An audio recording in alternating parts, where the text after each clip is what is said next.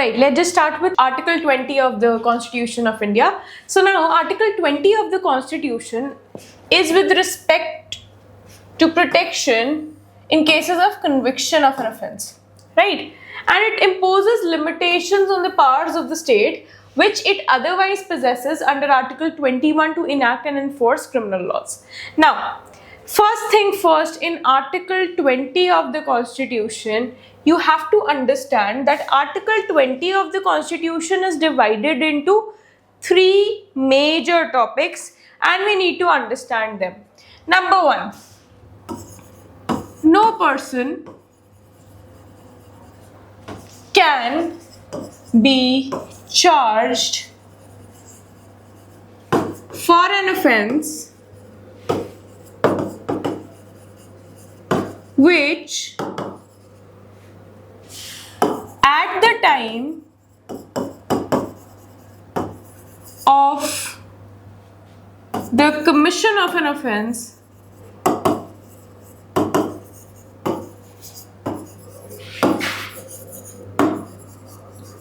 was not punishable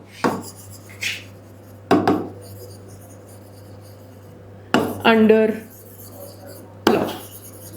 Now, what do I mean by this? This means that if a person has been charged for any offence in 2025 which is not notified or which is not a crime as per the laws of the state, if that person is charged, such type of charge will be null and void. Why? Because till the time a law has been notified or a law is in force in a state, a person cannot be charged for any such offence. Right? Next, Article 20 Clause 2, it aimed at protecting an individual from being subject to prosecution and conviction for the same offence more than once. So this is known as double jeopardy.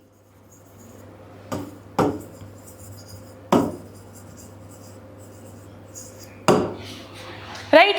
Double jeopardy. Now, there is a case, let's say this is A. He had been accused by the customs authority for bringing in a lot of gold from overseas to India, and the customs authority have started their inquiry into the fact that he has brought in a lot of gold from outside, and in the same case, the court has also started prosecuting this person. This person cannot come to the court and say that this is double jeopardy against me, right? Why? Because customs is just one organ of the government, not an organ of the government, but just one of the departments of the government. Hence, any governmental inquiry cannot be considered as prosecution against the person, right? Technically, only one kind of trial is going against the person, right? Hence, this will not be a case of double jeopardy, right? This will not be a case of double jeopardy. And the same was held in the case law of Maqbool Hussain versus State of Bombay. Maqbool Hussain versus State of Bombay. Right? Next. Now we know what exactly does double jeopardy not mean, right? Now we are trying to see what exactly does double jeopardy mean. So now double jeopardy means that in case you have been convicted or tried for an offence, you cannot be convicted or prosecuted for the same offence again. For example, let's say this is A. A had committed a theft in 2022 and he had been prosecuted and he had been sent to the jail for 2 years. Now he came back in 2024 and again there has been a trial which has been initiated against him for the same offence that he did in 2022.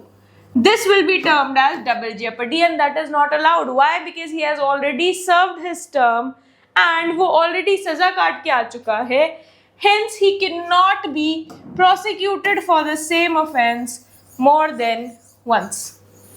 Right? I hope that is clear. Now, moving ahead to the next one.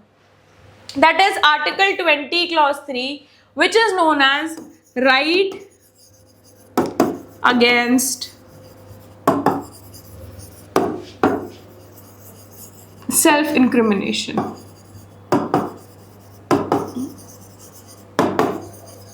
Now, what is right against self-incrimination? So, right against self-incrimination says that a person has the protection, that is, a person has this protection that he cannot be made a witness against himself. So it gives protection to a person accused of an offense against compulsion to be a witness against himself. Right? I hope that is clear to everyone. Now, this is in consonance with the expression according to the procedure established by law. Now, procedure established by law was specifically highlighted and was made a part of the Indian laws by the case of Maneka Gandhi versus Union of India case. Right? Now, it enshrined in Article 21 within the ambit of which just and fair trials lie. Right? So, all these parts which are there in Article 20 are a part of the procedure established by law. Right? Now, moving ahead to Article 21. As I have already said that there was a celebrated case of Maneka Gandhi versus Union of India, which has been enshrined in the Constitution and which has brought in new laws for the Constitution. Right? Article 21 of the Constitution is on the other hand an umbrella right. ये एक umbrella right है. Why? Because इस heading के अंदर which is right to life and personal liberty, इसके अंदर बहुत सारी चीजें आ जाती है जैसे right to internet,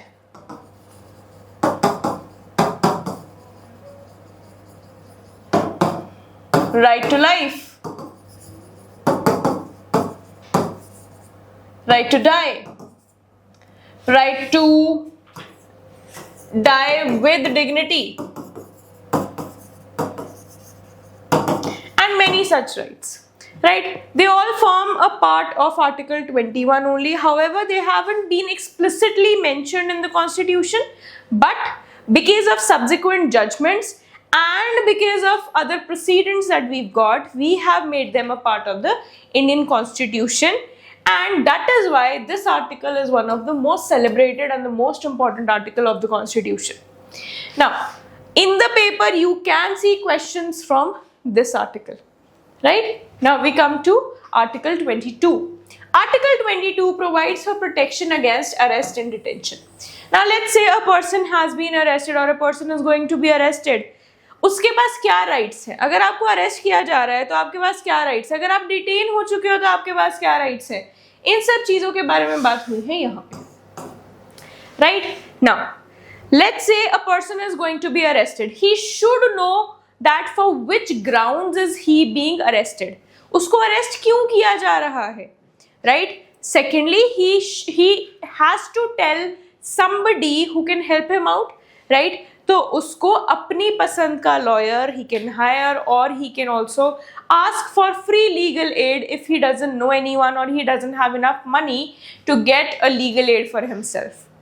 Right? Then he should be informed of the grounds कि उसको arrest क्यों किया जा रहा है.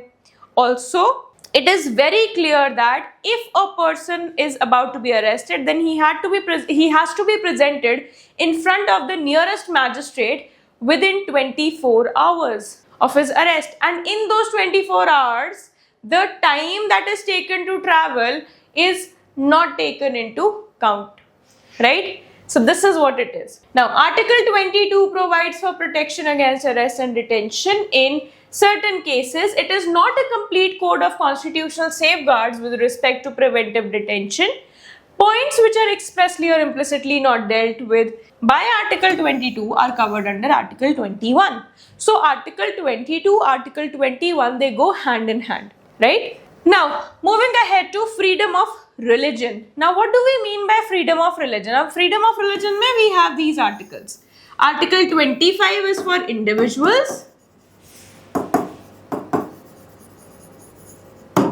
Article 26 is for religious institutions.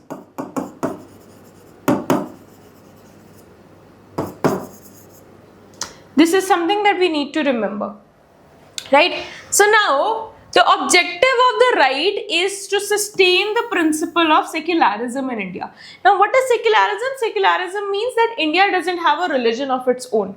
Rather, we as a country, we respect each and every religion, right? Now, according to the constitution, all religions are equal before the state and no religion shall be given preference over the other. Citizens are free to preach, practice and propagate any religion of their choice, right?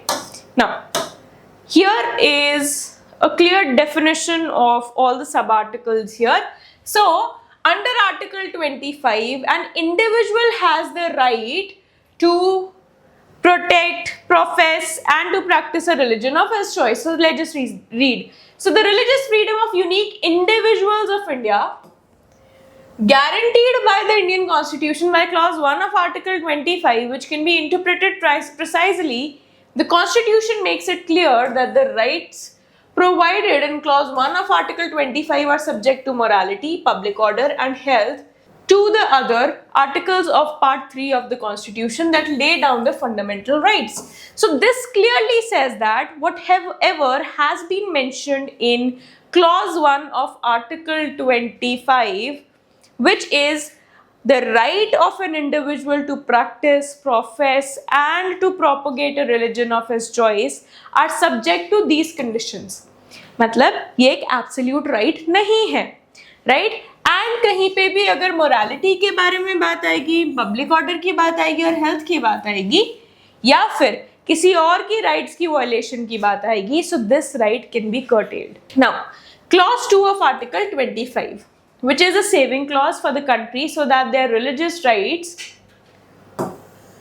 guaranteed under clause 1 are further subject to any existing law or law which the state deems it fit to be passed. Now, number 1. So, Article 25 clause 2a says that controls or lays constraints on any financial, economic, political or other secular activities which may be linked with the religious practices. So, the institutions, the religious institutions, उनके पास ये सारी rights हैं. Offers for social welfare and reform or the throwing open of Hindu religious institutions of a public character to all Hindu sections. Correspondingly, Article 26 is the fundamental right that gives the corporate freedom of religion overseeing the connection between the state and the subject to open request ethical quality and well-being. Each religious group or any area therefore should have the privilege. Number 1. To set up and keep up organizations of religious and magnanimous purposes, to deal with its own particular undertakings in issues of religion, to possess and obtain portable and ardent property, and to regulate such property as per law. तो कोई भी religious institution, be it a madrasa, be it an organization, तो उनके पास ये सारी rights होती हैं as a religious institution, right? कि वो अपने religious matters को खुद deal कर सकते हैं, right? And they can take their own undertakings whenever it comes to any religious practices. Then they can process and obtain portable and ardent property कि organization के नाम पे वो property ले सकते हैं या फिर property को भी करा सकते हैं. Then to regulate such property as per laws. Now, Proviso B of Article 26 assurances to each religious category or any segment thereof the privilege to deal with its own issues in issues of religion and condition, gives them the privilege to oversee their property as per laws go by the state. It is clear from the dialect of the conditions and D of Article 26 that there is a fundamental distinction between the privilege of a section to deal with its religious undertakings and its entitlement to deal with its property, right? So I hope that is clear to everyone. So with this, we have come to the end of the class. If you have any doubts, please comment down in the comment section below and I'll be there to solve your doubts. Right? I'll see you guys in the next class now. Thank you.